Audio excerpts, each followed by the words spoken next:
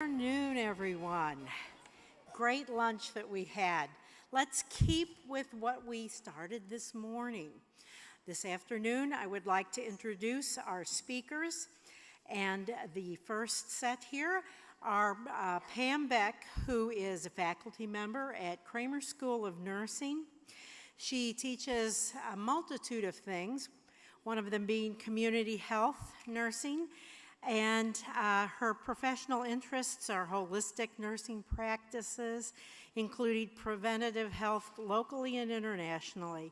Her master's project examined holistic self-care, decreasing the risk of compassion fatigue and burnout in the nursing profession.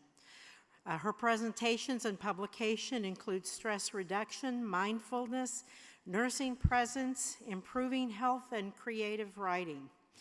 Her self-care practices include meditation, creativity, travel, cooking, and family time, especially with her granddaughter, Sophia. Carol LaRue will be joining her, and Carol is a licensed occupational therapist. She's a national speaker, integrative wellness coach, and author of the book, The Art of Self-Health, Creating Total Well-Being from the Inside Out. She is the founder of LifeCentrics, LLC, The Art of Self-Health, and creator of the model for integrative wellness. Her training and practice in health and wellness field spans over 30 years and includes experience in providing various forms of mindful exercise and movement, stress management, education and training, individual and organizational wellness coaching and training, and facilitating group retreats and workshops for well-being. Please join me in welcoming Carol and Pam Boeck.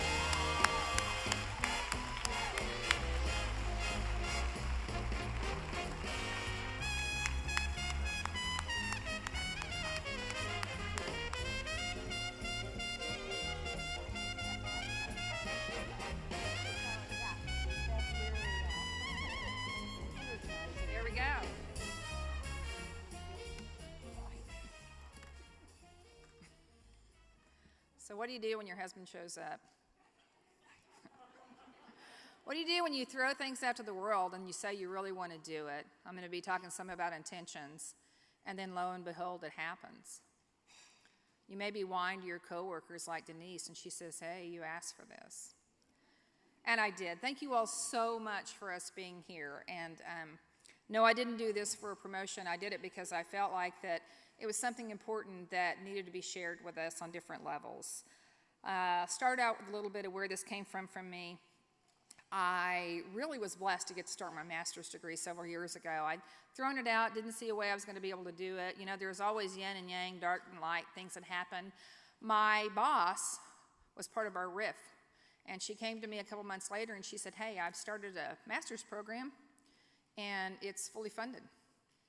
And I said, hey, that maybe sounds like my thing. And so I threw it out there, and I was in it. So I started my master's program, and I will tell you, going back a little bit, I didn't become a nurse until I was in my early 30s, and I had 3 kids. I had been a lay midwife years before. I knew I loved integrative health. Then it was called alternative. But I didn't know for sure I wanted to be a nurse until I started reading about Florence Nightingale and her calling. She was the first holistic nurse. So I thought, man, if she can do this, I can do this. We can marry this together. Awesome thing. So I started nursing, and I loved it. I loved everything I was doing. I loved going into my master's, and I started thinking about what I was going to do with my theory. Well, interesting, and I love theory. That, for you all, if you haven't done theory yet, you newer nurses, part of that might have been like, what the heck? That was my theory, so I got it. But I got to live part of my theory because in the middle of nursing school, for my master's, I was a little bit stressed, needless to say. And I was looking at why nurses were leaving the field. How could anybody not love doing this? Well, I was pretty stressed. I mean, you can ask my kids and my husband. I'm not adorable when I'm in school. Not always adorable anytime, but I was pretty high stress. And I decided to develop breast cancer in the middle of nursing school.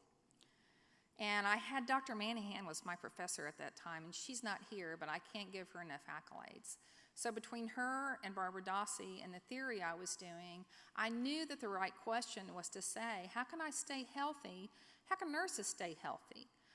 And what I learned through my own experience with breast cancer is I used a lot of holistic health. I had to go back and think about what was important. My master's project was important, but my health and my life for myself and my family was most important. So I used a lot of that on myself. I used a lot of Dr. Dossi's theory. I got really brave, and I'll tell you about a friend in a few minutes, but I will tell you, I was a person who literally hid behind my mother's skirts. And then I got brave enough to somehow or other come out and start speaking, because I feel like there are things that we all want to hear. We all need to be vulnerable.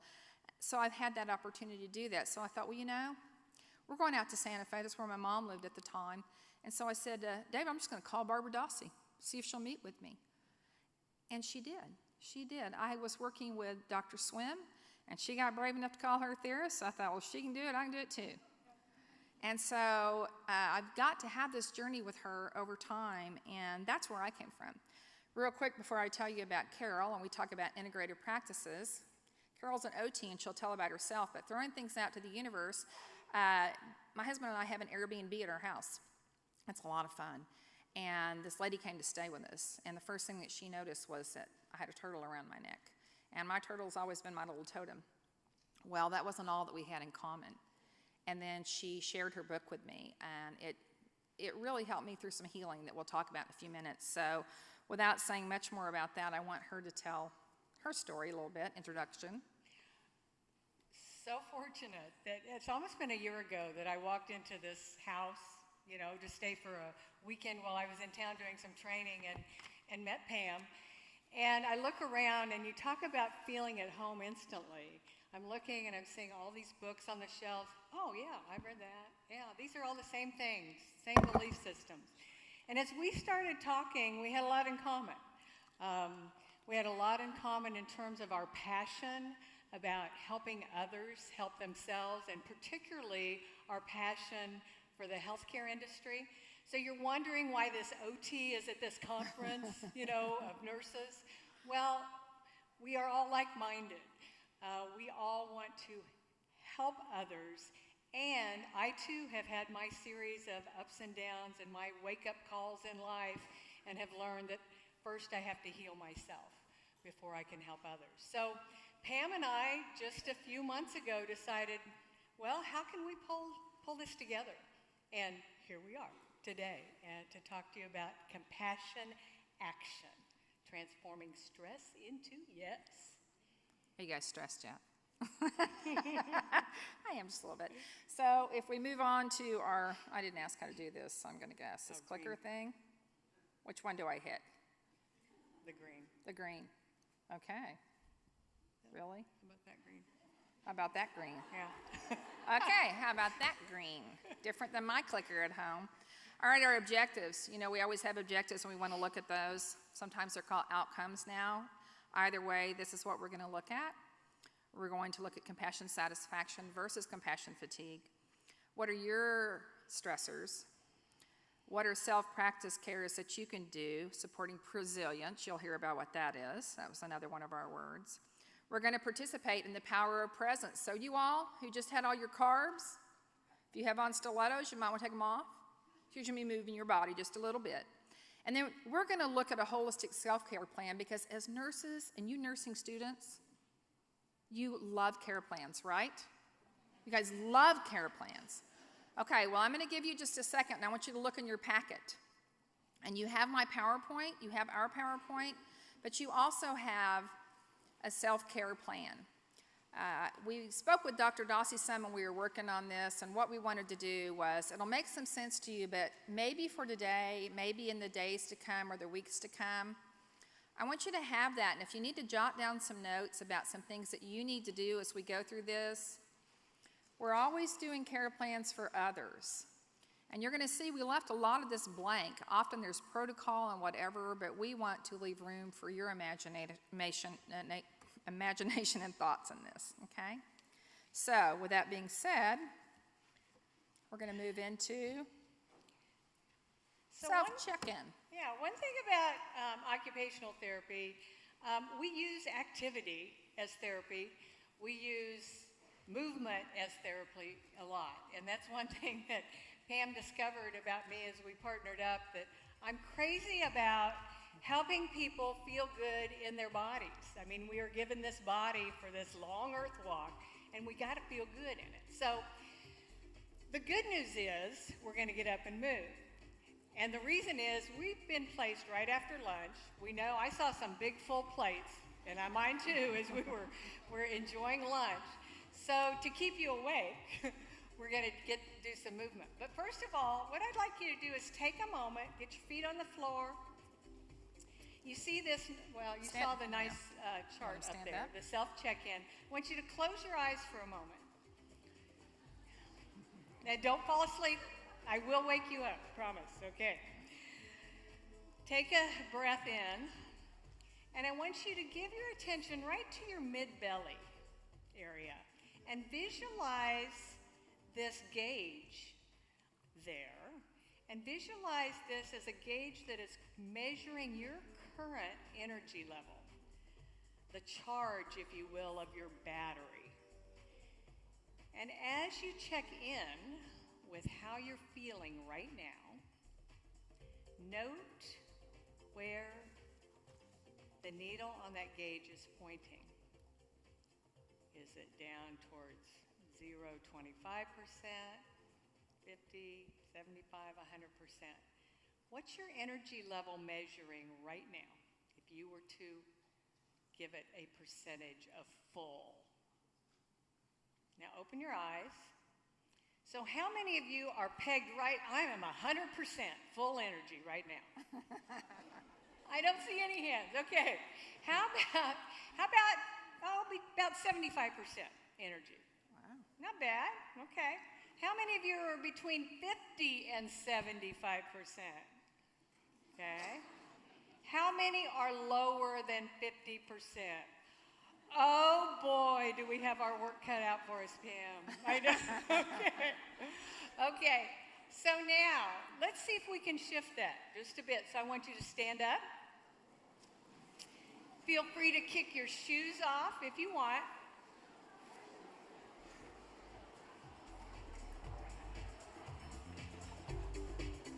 Okay. And I want you to begin by just feeling your feet. And make it like you are exploring the floor with your feet. Feel your feet. Step a little higher. All right. And your knees. Feel your knees. Get them moving. Like you're walking through some deep mud or snow. All right. How about your hips? Come on. Let's shake them. Let's make it quick. Quick shake, shake, shake. Shake it now slow. All right. Let your elbows dance. Don't poke your neighbor, but let your elbows dance. Feel your shoulders. Handprints on the space around you. Handprints. Woohoo! Take it high. Let's move some clouds around. All right. Let's move some dirt around. Low, low, low, low, low, low. Okay, now show your attitude with your shoulders. All right. See how big you can get. See how small you can get. Tiny, tiny, and big. Big, big. All right. Now let your fingers play. Okay. We hold a lot of tension here. Let your head dance. Head dancing. No, Yes. No. No. No. No. No. And just let your body play. All right. Woo! Now just dangle loose, loose, loose, loose, loose. And quick, quick, quick, quick. Woohoo! Shake it up. Okay. Shake it up. Okay. Ah.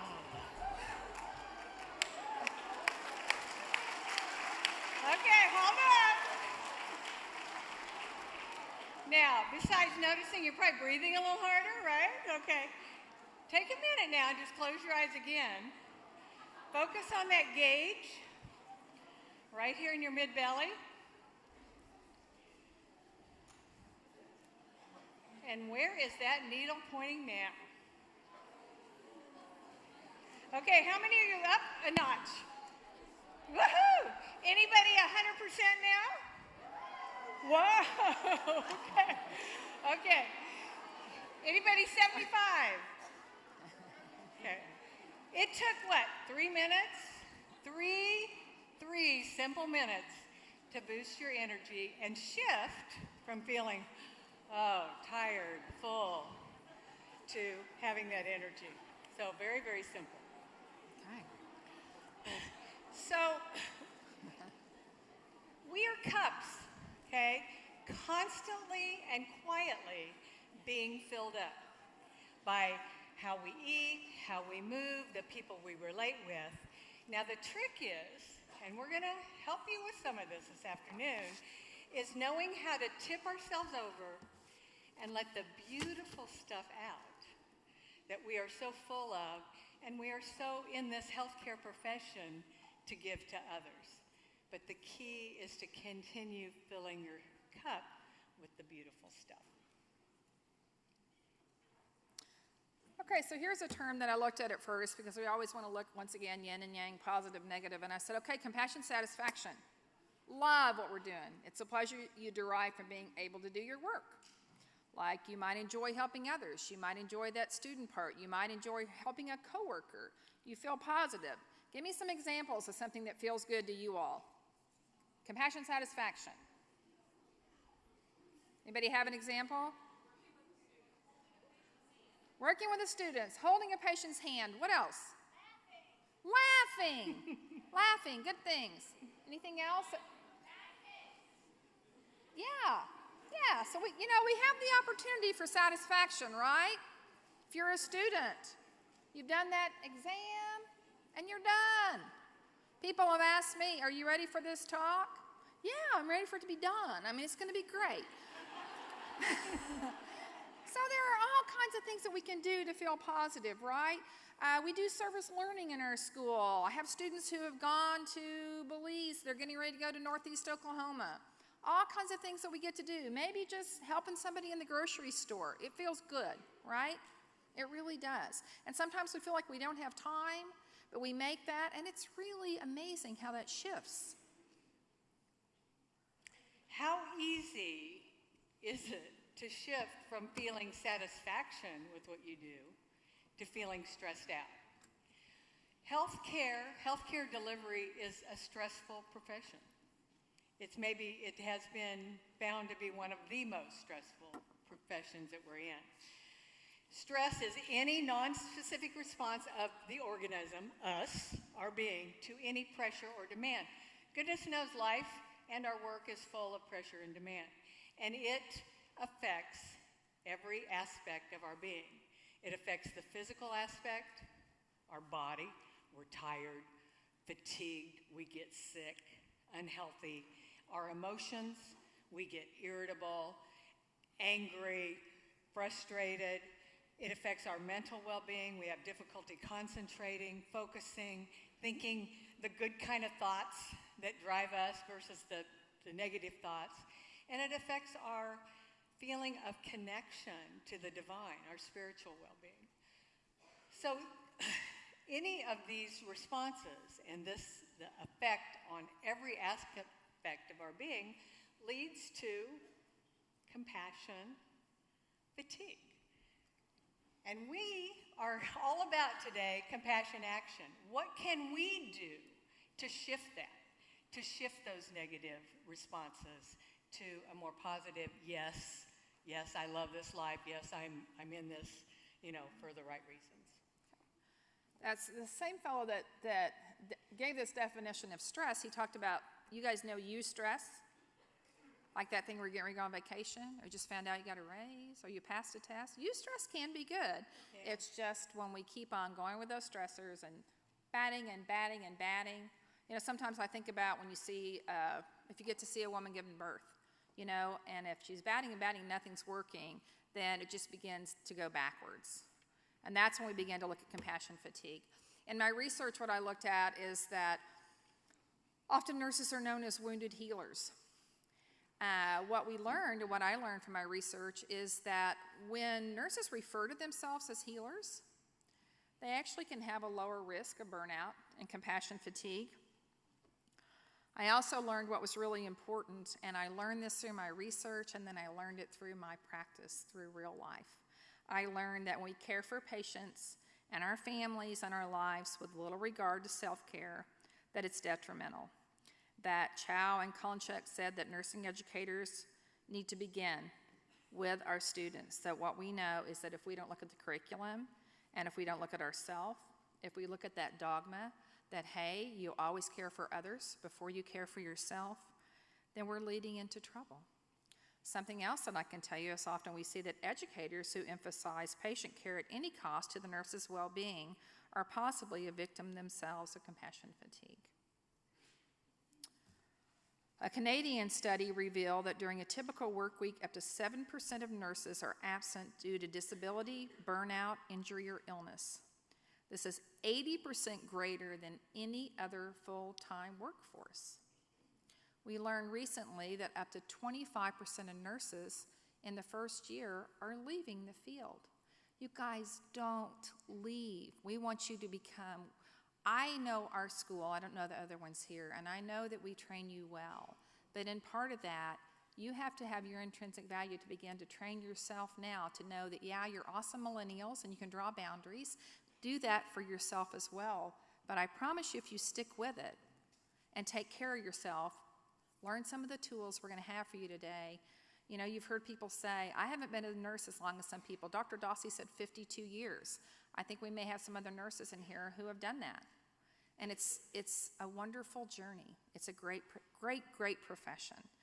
But this talks about compassion fatigue. What do we do when we keep giving and giving? Figley actually was a social worker years back, and he started looking at the cost of people healing, dealing with people all the time, and their woes. And what we learned is that my take on it was that if we continue with our empathy and not doing anything for ourselves, that our empathy may turn to apathy. And that goes along with some of the signs and symptoms of compassion fatigue. Can you all read these? You see them?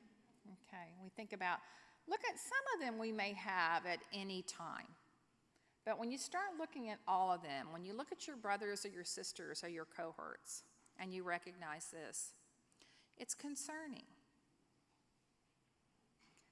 Because we look at not just the signs and symptoms, and the person is the most important, we do know that, but there were some things that I found that we have to consider in the nursing world, that there are increased risk of patient errors, medical errors, which makes it a greater liability. Definitely fluctuating staff retention. How much does it cost to train a new nurse? It's expensive, right? Okay. And then overall low morale to where we're having enough struggles in health care. Like Dr. Dossie said, we're the most recognized and respected profession. So how do we keep it that way? Well, I think with every story, I think sometimes it's important to share where we came from, because I can promise you that there are much smarter people in this room than me. They're more educated. They've done probably much more studying than I have. But we're all human beings, and we're all on this road together. So at the risk of being vulnerable, I'm going to share where I came from. A little over 5 years ago, I applied for a job after I finished my master's. And I left a job that I loved. I knew exactly where I wanted to teach. It was just like I threw the intention out there and it happened. And I went to a job that I loved. But I'll tell you, it was pretty naive and scary. I was an expert in my field. I spoke to large groups like this about diabetes education, not just to nurses, but to physicians, to a lot of people. I knew what I was doing, and I came into this, and it was really different. And I had a lot of help and support. But I was feeling the stress of it, trying to learn how to get my flow. And I was kind of getting my legs up, had a lot of help from my sisters out there. And my mom got sick, and she lived in Santa Fe. And so I was going back and forth there as much as I could. And you guys know what it's like when you have a family out of state.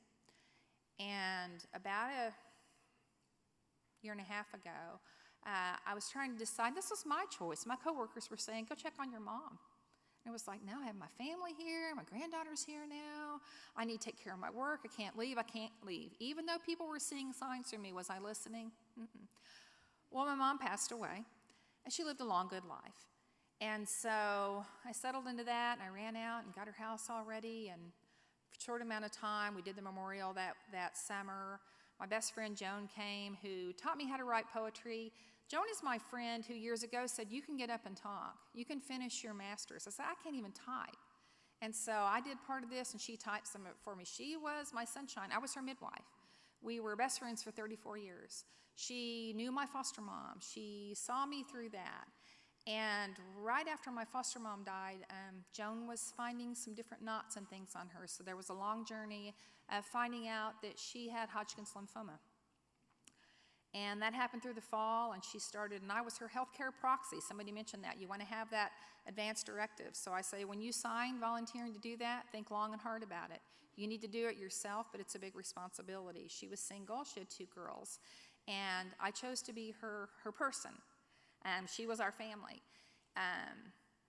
In January, I feel like she was overdosed on chemo. And so she was in the hospital for a month. And what did I do? Because I am a super woman. I am a nurse. And so I stayed at the hospital all night, and I worked all day. And then I went home and probably yelled at my husband, or I just couldn't talk at all. I mean, truth of the matter, it wasn't lovely.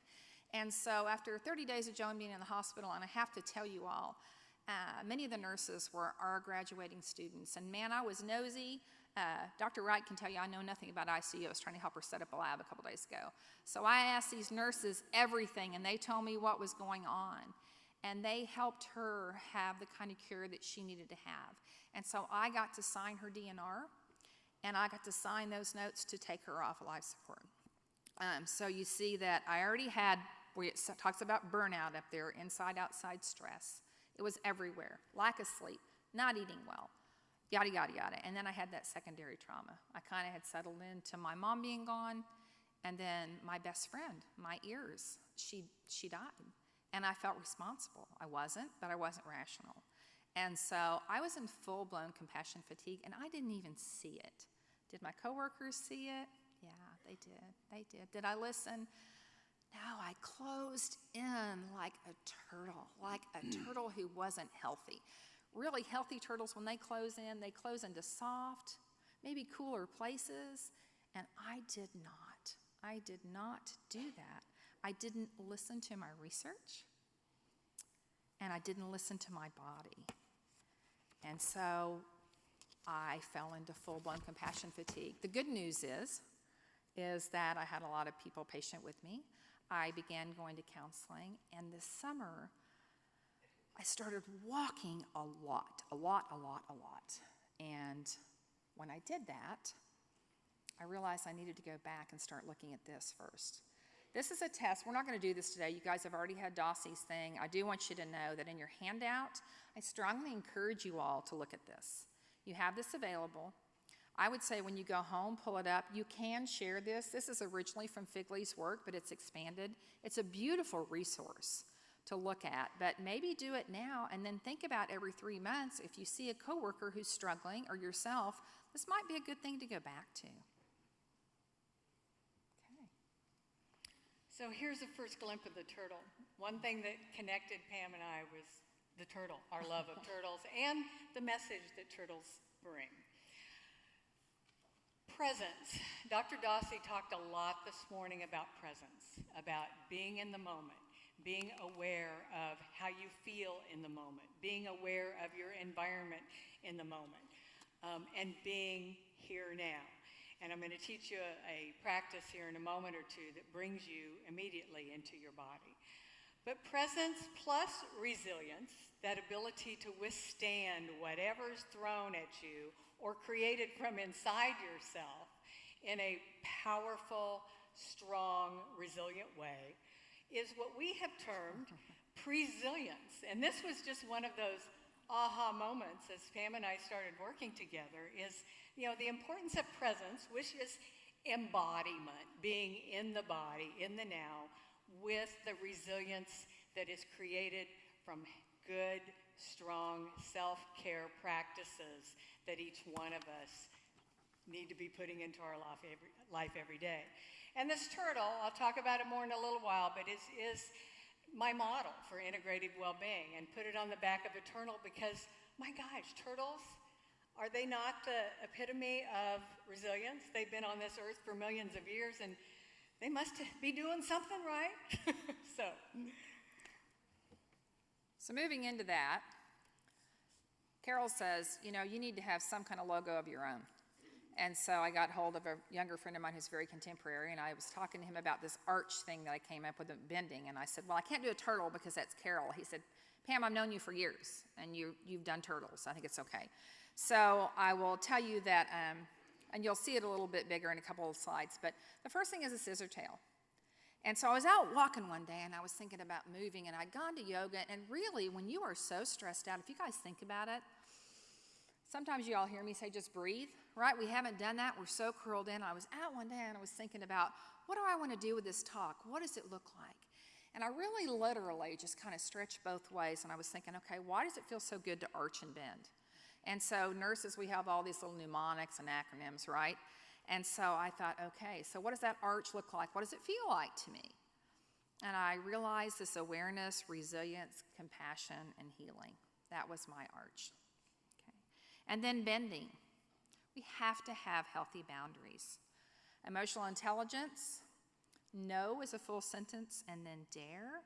And then we usually hear work-life balance, but Carol says work-life alignment. Yeah, it's, being in perfect balance every day in every dimension of your life is really not always possible. But it's really about having alignment between the work that you do in the world and the life you lead. And it's about being flexible, about being able to adapt to different demands on you. It's about being happy, satisfied, and fulfilled at the end of the day. Whether it's treating patients, or it's going home playing with grandkids, or your child, or cooking your favorite meal, it's blending that so both are in alignment and feed each other. It doesn't have to be either or. So our body, here I am again talking about the body, okay? Our body knows the way. The deal is, we don't often take time to listen to our body and to take the guidance from our body. So again, in this picture, the arching and the bending. And I'm going to teach you and help you feel how intelligent and innately amazing your body is. So sit comfortably, make sure your feet are on the floor. We're going to go through this exercise. You've heard a lot of talk about breath over this morning and even now. So I want you to sit comfortable, just kind of rest your hands on your lap. Now I want you to just hold your breath, and I want you to arch.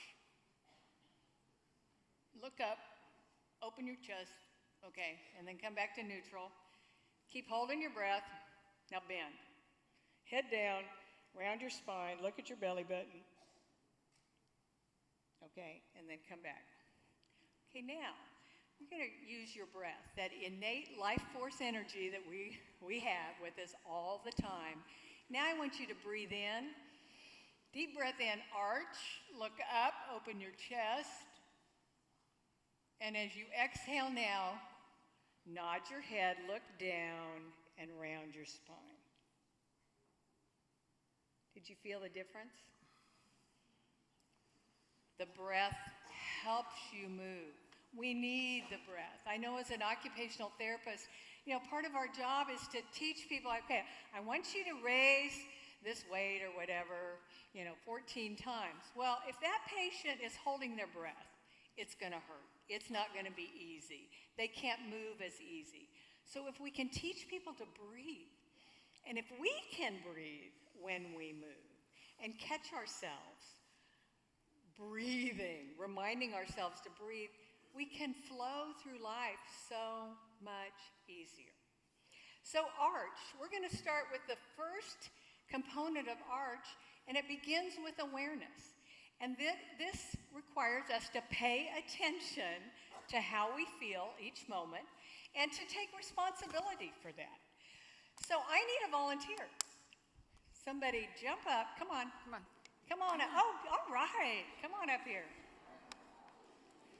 Oh, we got two. Yeah, that's fine. Okay. Come on. Come on. Yeah, Pam will work with you on this. You need to be up here. Over here. The stairs are over here. Yeah. Okay. Okay, so if I could draw a cartoon, I'm not an artist, but if I could draw a cartoon of what our physical body would look like as we spend so much time up in our head, okay? We are always thinking about what comes next, what happened a few minutes ago, what I need to be thinking of next. We are constantly in our head in what I call our head bubble. What that does, it brings us out of the moment because you're thinking about the future or the past. Would you agree? Mm-hmm. Okay, so name, what's your name? Michaela. Okay, so I have Michaela and Abigail. Beautiful, okay. So I'm gonna let Michaela try this on me first, okay? And I'm gonna be up here in my head bubble and I'm gonna be thinking about, well, I have about a 3-hour drive home later today, gotta get ready for vacation, thinking about all those things in the future. And so, Michaela, as I'm thinking about this, you're going to reach across and just give me a firm push right here on my breastbone, in my head bubble. I'm up in my head bubble. Push hard, push hard, push hard. Okay, okay, good. Okay, now, the beautiful thing about our body is we have what's called an energetic center of gravity called the Dantian. So if anybody practices martial arts or Chinese medicine, it's right here about 2 inches below our belly button. Okay, that's our body's natural center of gravity. It also correlates to where our breath goes when we do belly breathing, diaphragmatic breathing, okay? So now I'm going to let you need to come over here because I need to stay between these speakers. Okay, so now I'm gonna bring my attention to my home, my Dantian, my home in my body, 2 to 3 inches below my belly button. I'm bringing my attention to here and now. I feel my feet on the floor. And now Abigail's going to reach across and push on me really hard. Ready? Okay, push on me. Nope, right up here. Yep, hard. Come on. Oh, really? Okay. Okay.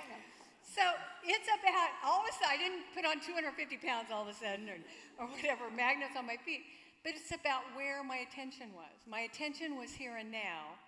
I brought my energy, I pulled it in from out here, worrying about this or that or thinking about one or the other thing, to right here and now.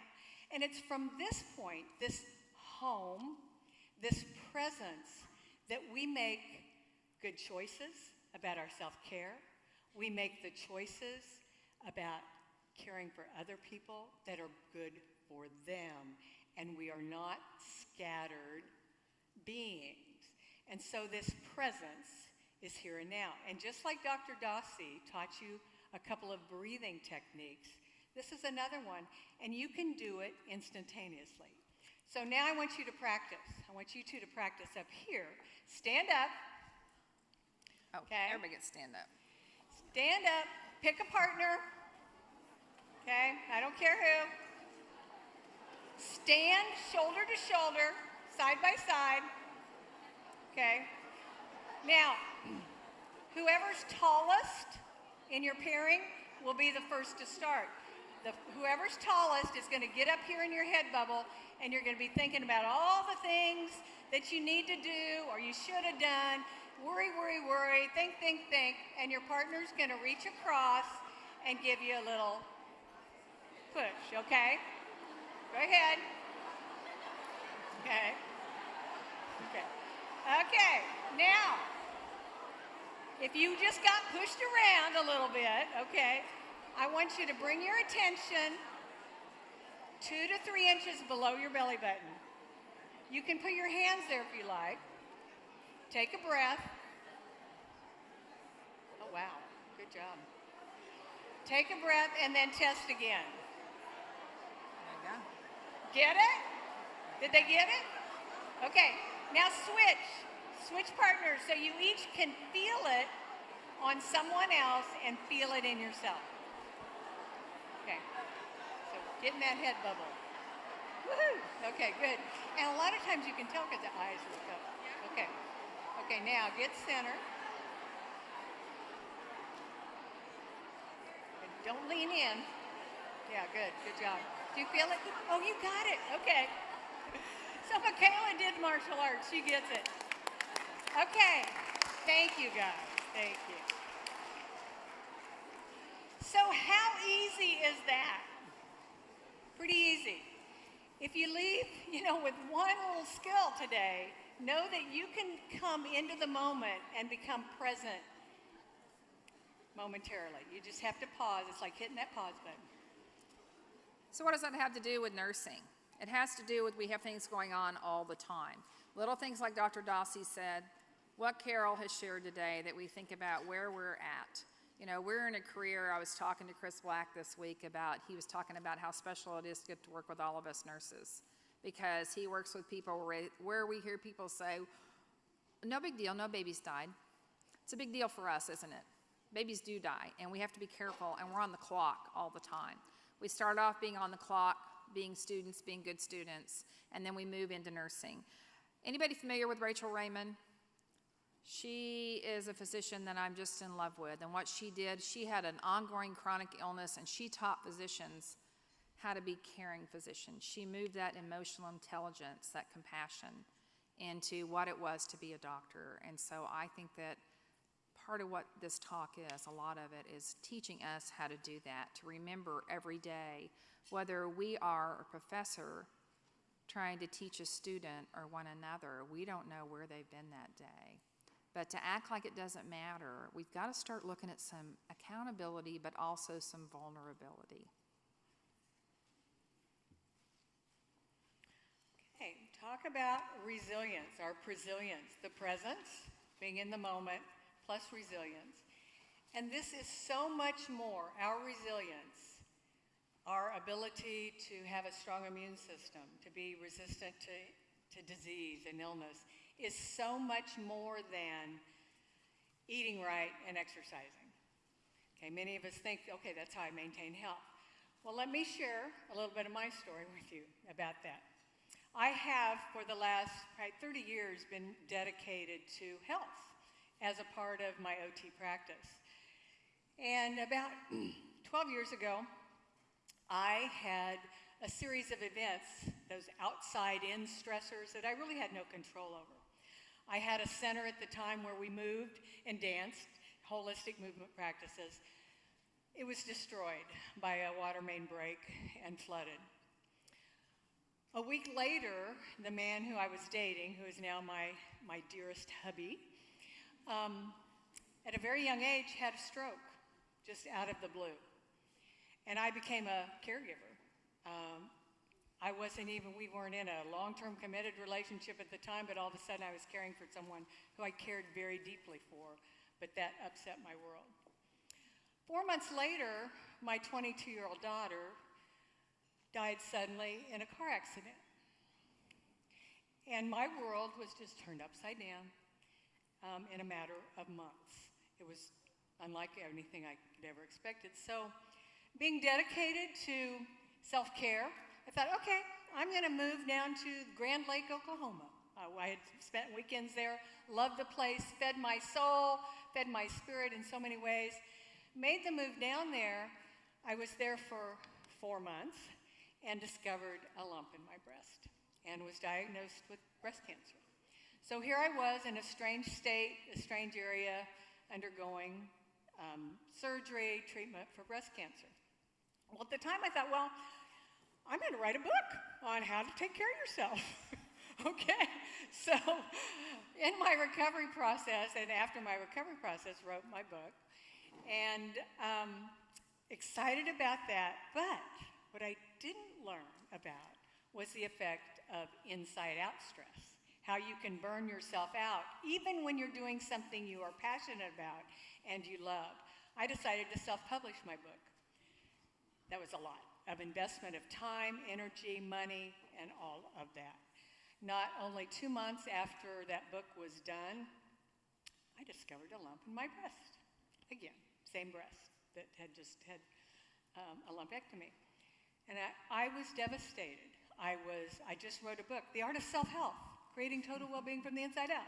Okay, and I had breast cancer again. Well, it was probably, again, part of my journey that was telling me, Carol, you are more than your body.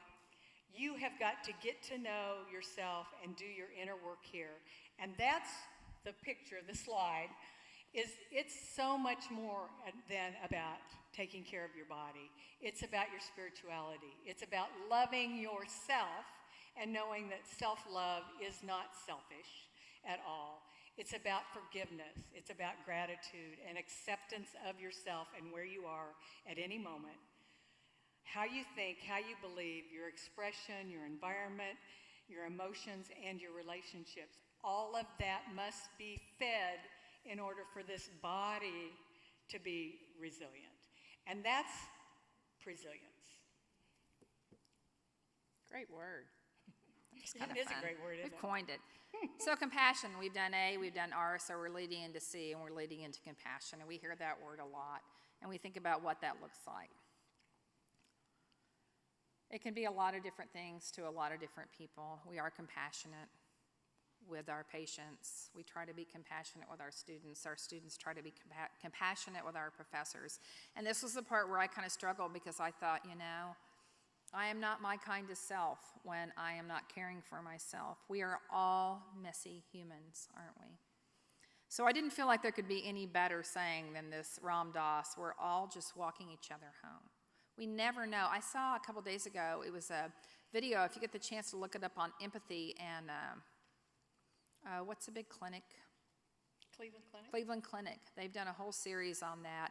And what it shows is they've shown where people were before they were in the clinic. Something really important to look at. Do we create dread and despair, or discovery, hope, and delight? Do we forgive ourselves and others? And then I want to say that, once again, it's not selfish to say that if your compassion does not include yourself, it's incomplete. You can't pour from an empty cup. If you want to go back to spirituality, what did that Matthew verse say? It says to love the Lord God as yourself and your neighbor as yourself. We love ourselves. There's nothing wrong with that. What does that look like? Think about what Dossie taught about. I put Flo on here in my notes. I wouldn't show her that because she did an amazing book. Florence. Florence ended up getting pretty sick. She didn't share that part. And Florence knew that she had to stop and shut down and care for herself before she could do any more. But in my research, what I found that often in traditional nursing, the emphasis is so placed on care for the patient that there's this dichotomy in philosophy that if there's not an emphasis on care, on the importance of the well-being, there's not any emphasis on the importance of the well-being of the practitioner. Nurses have been socialized to care for themselves, often considering self-sacrifice as a badge of honor. As nursing towards greater professionalism, it is imperative that nurses pay heed to Provision 5 of the Code of Ethics of the American Nurses Association, and that is, the nurse owes the same duties to self as to others, including the responsibility to preserve integrity and safety, to maintain competence, and to continue personal and professional growth. Thank you all for being here so far today, okay? And so then we have to move into healing, okay? And this is a part where we're going to do another one of those little meditations because some research says, okay, once somebody's reached compassion fatigue, they're done. Burnout, they can leave jobs, but compassion fatigue, they're done. Other research, and I want to believe this, in compassion satisfaction, that with a little help from our higher power, from our friends, from ourselves, that we can have healing. So what I want you all to do is, I want you to sit up in your chair, if you would, for a minute. Put your feet down. We are going to have a little meditation, okay? I'm going to take you back home, okay? We're going to go home together. So sit up in your chairs. Hold your back up. Maybe put your hands in your lap. Try to uncross your feet.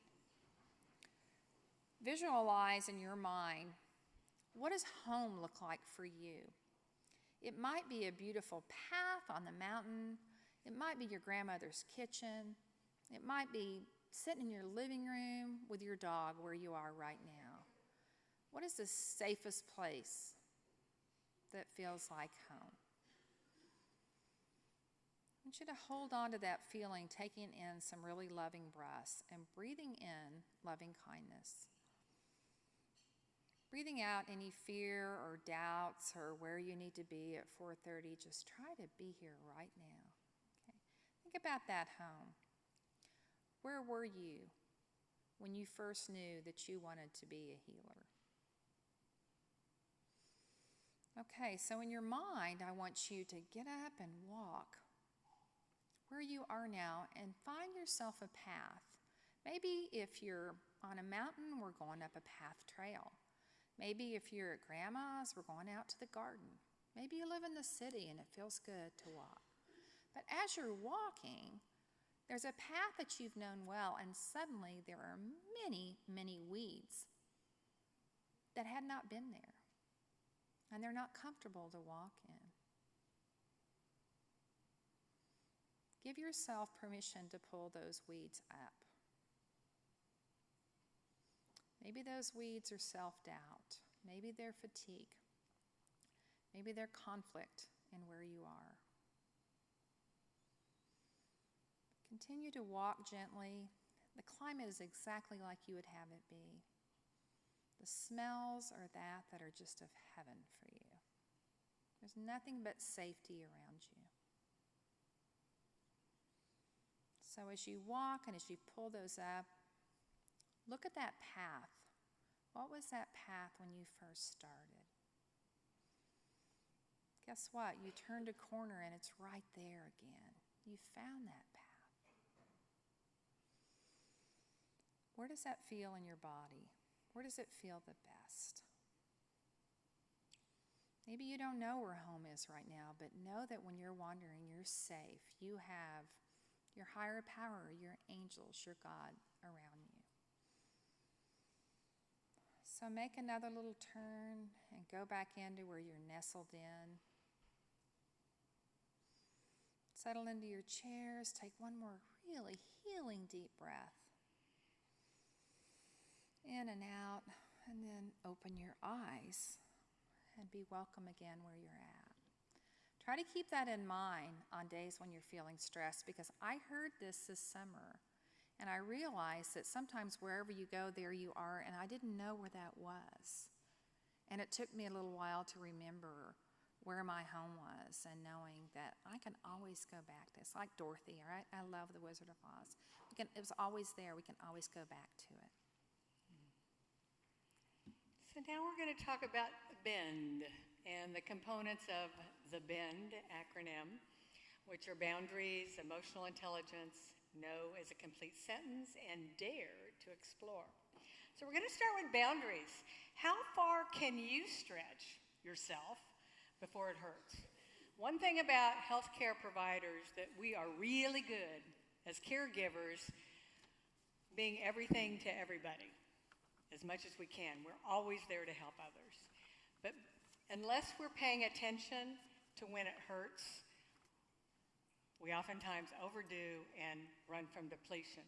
So now I'm going to take you through, we're going to stand up again. I see a few people like, okay, it's mid-afternoon. Get up. Okay, so stand up. So at the end of the day, you often feel a little tense, oftentimes in the shoulders, so kind of let those shoulders hunch up. You may find yourself gripping the steering wheel tight as you go home, driving, or you're just overall tense. Okay, so now feel that tension in your body, and then I want you to see how far you can stretch with all that tension. See how big a bubble you can imagine around you. How big of boundaries, how far can you reach with all that tension in your body? Do you feel it in your muscles? Maybe in your back, your shoulders, your arms, your hands? It's not real easy, is it? Holding on to all of that. Now let it go. Shake it out, shake it out, shake it out. Let's find a little flow. Find your flow. Let your hands, your arms, your hips flow. Easy. Be like water. Let your body feel like water. And now see how far you can reach. How large, how far out are your boundaries now? It's a little easier perhaps. Breathe. Now take a deep breath in. Reach up. And exhale. Just let it go. Again. Big. Expand your boundaries. And exhale. Let it go. Okay. Okay, we're good. Okay. So pay attention to your signals. And often your body will signal you. Okay, you stretch yourself a little far here. In your relationships, in your work hours, in your commitments outside of work, whatever it is. Listen to your body and know that the more you let go of, be home, the easier it is to stretch. So we came up with these words before we knew that Dr. Goad was going to speak with us, but he's going to talk about emotional intelligence, and that is important. I mentioned that a little bit with Rachel Raymond and her work. What I'm going to do is I'm going to defer this to Dr. Goad's talk. Okay, so we'll just have this move right in. Okay. And go into that in and bend. When was the last time you said no? No. When you really are going, I want to say yes. Yes. I want to say yes. I really don't want to say yes, but I feel like I should say yes. Right? Sometimes we can't say no, right? Like you have to be at work at 8 o'clock. You have to be in my class at 9 o'clock or 5 till 9, right? It's really not a no thing. I mean, I guess it is, but there are things that we need to do. But if somebody says, can you be on one more committee? Or would you do this for the Student Nurse Association? Or I know you've worked 3 shifts in a row, but we are so shorthanded, and you are the best nurse we have. So I know you really want to do this, right? Sometimes when we say no, know that it's okay. We're saving room for the yeses in our life that are more important, and it's going to preserve us. You know, we're in this for the long run, right? Kind of like that turtle thing. Dare. That was the D part. Dare to explore. I will tell you from my own experience that sometimes I dared and I went, you know, is it time to leave where I'm at? Is it time to do something different? Is it time to maybe stay in the same position but change a class that you're in? Is it time to really get outside my comfort zone because I'm feeling stagnant? So I'm going to take something else on. Remember, it's not all about work. I know that I see my friend Claire out there, and she started piano just a few years ago, and that really inspired me. So this last summer, I felt like I needed to do something outside of myself. And, you know, I told you I had my friend Joan who talked me into doing things that I normally would never do. I guess I started it last spring. I started voice lessons. And I don't really have a great voice. But I'm okay. I'm not bad. My husband sings, other people do. And so actually at my friend Joan's memorial, I sang at her service. That could be my first and my last performance. But I also started doing equine therapy because I love horses. I didn't want to buy my own horse. And I thought, you know, sometimes it feels better just to be of service to others. It's really serving us. So I've had the opportunity to start working with horses again. You know, think about what would that look like for you all if you were doing something totally out of your comfort zone. I want you to think about that, but I also want you to think about what I learned in my research was I saw nurses, and it was time for them to be somewhere else. I got a beautiful poem that I've not been able to find from the second nursing professor I ever had, and it was just lovely, and she said, serve as you can, and when it's time to leave, know that. And hopefully it's not, but if it is, recognize that too, and know that it's okay. There's a Victor Hugo quote that says something about when you've done all that you can, then go to sleep and know that God's awake.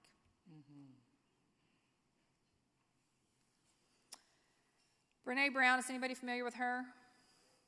I am in love with her research. She's a social worker, and she really changed my life. My husband and I like to read books together, and we read The Gifts of Imperfection because it talked a lot about guilt, and it talked a lot about shame resilience. And I have this in my office. If you all have been in here, you've seen where it says, if we want to live a wholehearted life, we have to become intentional about cultivating rest and play. We must work to let go of exhaustion as a status symbol and productivity as self-worth. How many times do you walk into people and the first thing they say, what do they say? I'm so busy, I'm tired, I'm so busy. So I feel like even if I've had kind of an okay day, I should be going, I'm so busy, and sometimes I am. But we are recognizing that. I will tell you that in my research, what we saw was that nurses who practice good self-care provide higher quality care to their patients. Placing value on self-care by nurse educators is necessary. Self-care measures can prevent compassion fatigue, burnout, and attrition in nursing programs. You all heard that from me, and I want you to hear it again. Here's that turtle again. So the turtle, the wisdom of this resilient turtle, lots of messages for us. And the first is to slow down.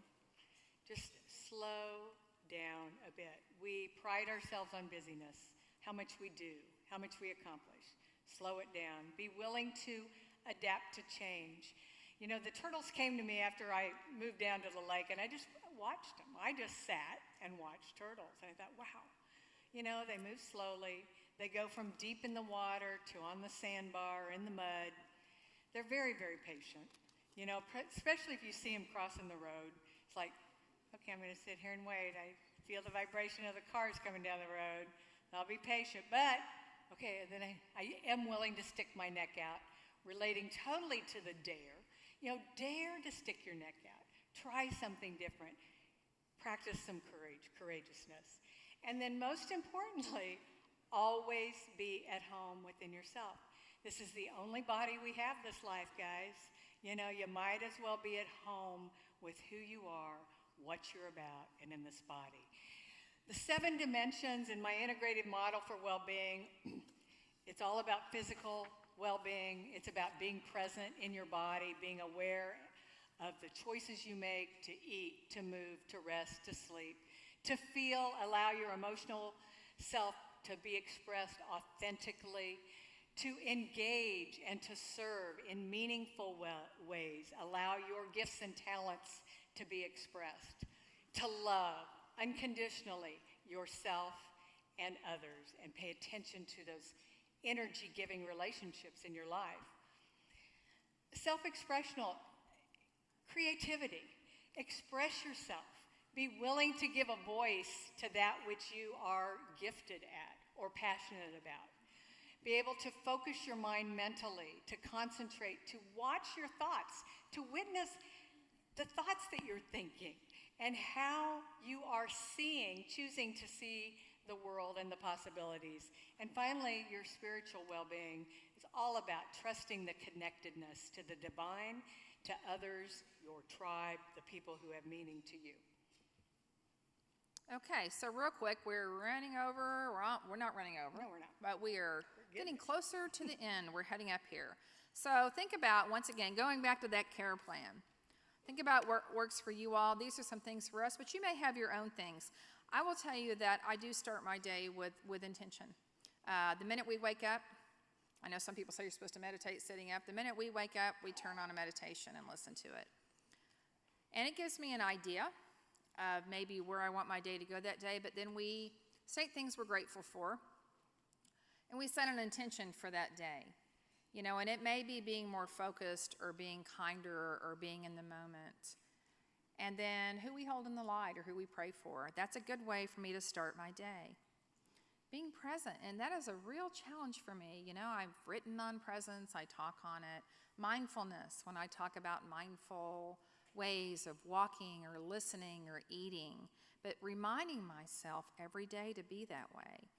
That's part of my meditation. That's part of my relaxation. Sometimes it's just sitting and petting my dog, doing and not doing. That's, I just sometimes, I'm so busy. I get home and I start doing things and I see my dog looking at me like, hey. When our granddaughter's there, we don't have an option to be anything but present because she's 2.5 years old and she would accidentally commit suicide. We have to watch her. That's good for us. And then finding ways to practice compassion during the day. And even starting your day with an intention of self-compassion, really understanding yourself. I know my morning I start with quiet time, reflection time. I'm a real believer in journal writing and writing down how I'm feeling, what I intend, asking myself questions. What would I dare do or change? Keep moving, incorporating some type of movement in your day. Even if it's 5 minutes of stretching. Play, engaging play, putting on your favorite music and just letting your body dance. It's amazing how quickly that will energize you. Create, get sleep, slow down your eating. We snarf our food so many times on the run without tasting it. And ask for help.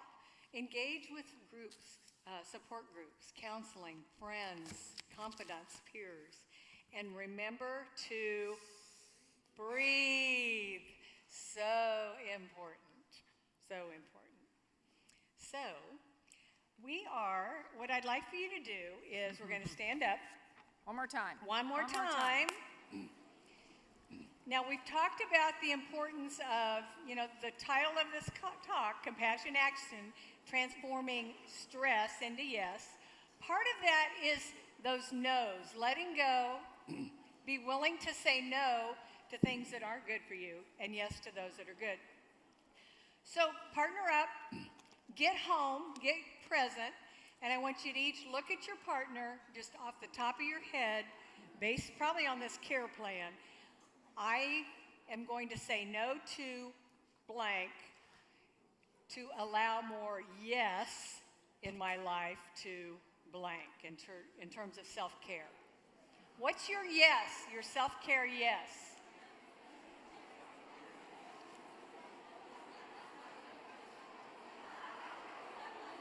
We good? Doing good. Time-wise, okay. You do a little He's dance. going to do a little dance thing. We're going to let no and yes, okay?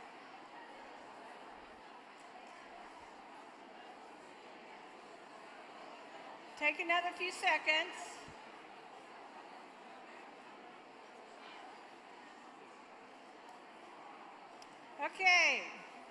Okay, so now we're going to commit that to memory by moving, okay? So the name of this song, you've probably never heard of it, but I love it. It's called Amor Real.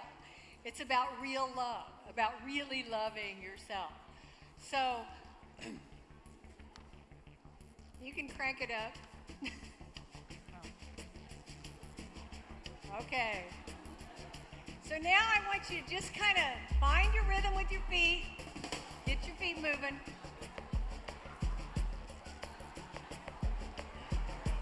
Okay, now feel how heavy you feel when you're carrying around those no's, those things you need to let go of. Feel that heaviness. Okay, now we're going to start letting go of it. Okay, and I want to hear your voices here. We're going to take a little walk forward. And no, let it go. Ready? No. Okay, see it in your mind. Let go of those notes. No. One more time. No. All right. Now feel the lightness. I want you to just kind of let your body feel light. Oh, let go of that. Let your body move easily. Let it flow. Light. Be up in the clouds. Up in the clouds. Lightness. Be like the water, easily moving from one thing to the next, finding the flow. Okay, now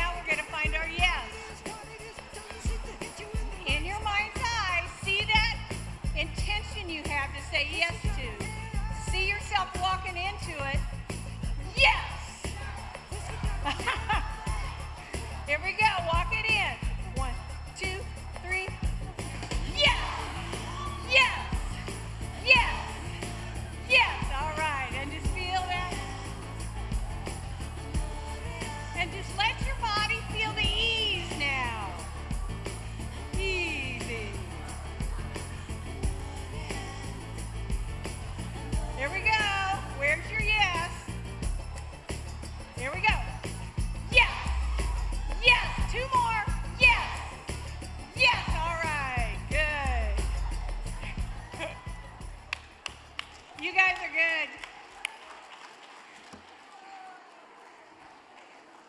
Okay, before we do a break, we're not quite done. We're going to have a 15-minute break in just a minute, but I want to talk to you, and I want to say thank you. I want you all to think about Florence Nightingale, thinking about how long ago she was around and how much she has changed and changed us. She didn't have the support that we had. She didn't have the tools that we have. And she said, were there none who were discontented with what they had, the world would never reach anything better. So keep that in mind, what you all heard from us today, that we are always and forever changing and evolving. Remember that adapting, that aligning by arching and bending. Think about that self-care plan for yourself and go back and pull it out, look at it when you need to. And then I would just like to say thank you all very much for allowing us to do this. Thank you.